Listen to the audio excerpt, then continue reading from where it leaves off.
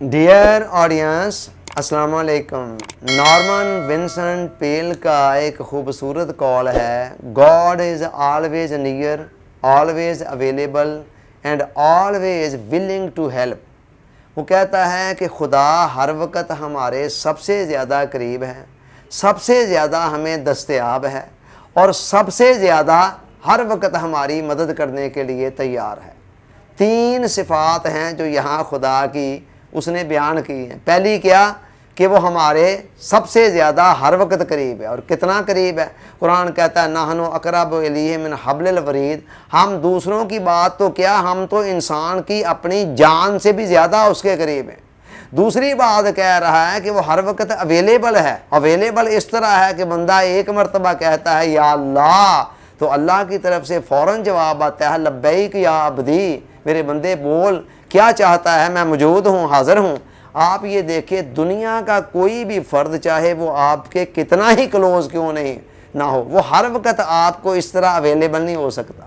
تیسری بات اس نے کہی کہ وہ ہر وقت آپ کی بات کو سننے، اس کا جواب دینے اور آپ کی ہیلپ کرنے کے لیے تیار ہے۔ قرآن کہتا ہے کہ اجیب دعوت الداعی اذا دعان، کہ میرا بندہ جب بھی مجھے پکارتا ہے، کوئی بھی پکارنے والا، تو میں اس کی بات کو سنتا ہوں، اس کا جواب دیتا ہوں۔ اور دوسری جگہ فرمایا ادعونی استجب لکم، تم مجھ سے دعا کرو اور میں تمہاری دعاؤں کو قبول کروں گا۔ تو دعا کا جہاں کرنے کا حکم دیا، وہاں ساتھ ہی قبولیت کا وعدہ بھی اس نے فرما لیا۔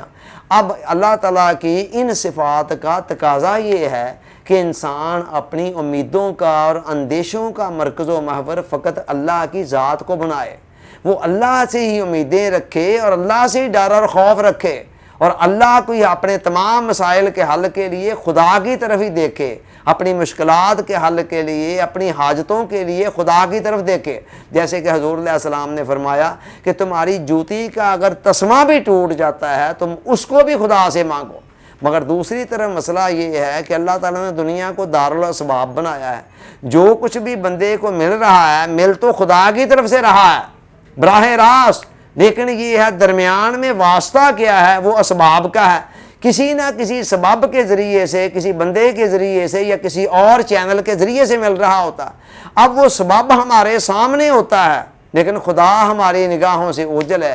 یہی چیز انسان کو فتنے میں مبتلا کر دیتی ہے اور اس کی توجہ خدا سے ہٹ کر بندوں کی طرف یا اسباب کی طرف لگ جاتی ہے۔ علامہ نے اسی کی طرف اشارہ کرتے ہوئے کہا تھا کہ بتوں سے تجھے امیدیں اور خدا سے نا امیدی، مجھے بتا تو صحیح اور کافری کیا ہے، کہ یہ بے جان چیزیں جو اپنے طور پر کچھ بھی نہیں کر سکتے، انسان ہیں یا انسان سے ہٹ کر کوئی اور چیز، یہ کچھ بھی نہیں کر سکتے ہیں اللہ کی مرضی منشا کے بغیر، ان سے امیدیں لگا کر بیٹھے ہوں، اور جو سب کچھ کر سکتا ہے اس سے امید ہی کوئی نہیں ہے۔ وہ کہتے ہیں اور کفر کس کو کہتے ہیں اور کافری کیا ہوتی ہے؟ یہی بات نارمن ونسنٹ پیل کہہ رہے ہیں کہ خدا جب ہر وقت ہمارے قریب ہے، ہر وقت ہمیں دستیاب ہے، ہر وقت ہماری مدد کرنے کے لیے تیار ہے، تو پھر ہمیں چاہیے کہ تمام معاملات کے اندر اسی کی طرف رجوع کریں۔ Thanks for watching.